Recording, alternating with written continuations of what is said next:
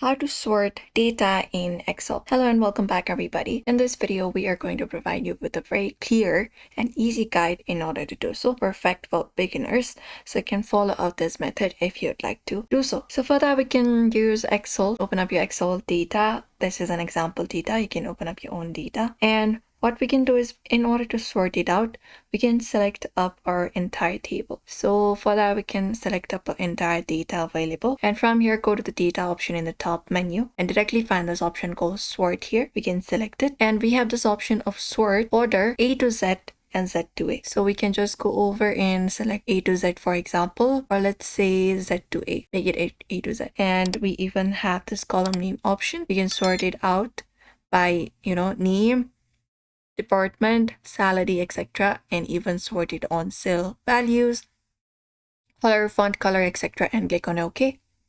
Let's head over and click on it. Select A to Z. See, you can see this. It's sorted out. You can just go over and do so. If you want to sort out number, what we can do is, if we want to sort out the salary, for example, you can select up the table like this, and you can select up the option of data in the top and select sort, and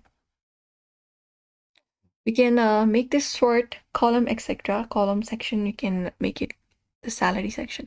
So make it salary. After that, you can sort it out smallest to largest or largest to smallest. For example, largest to smallest, and click on OK, and it will give you the result that you're looking for. If you want to sort it out by date, you can select up the date instead, and again click on sort, and you can just go over and guard for the date joined option, and you can select the order, make it date joined, and then you can make the order from newest to oldest or oldest to newest, and then click on OK, and it will sort the data as well. And you can even sort by multiple columns, which is very useful. So you can just go and select up the table and guard for the sort option in the top, and we have this option of add level.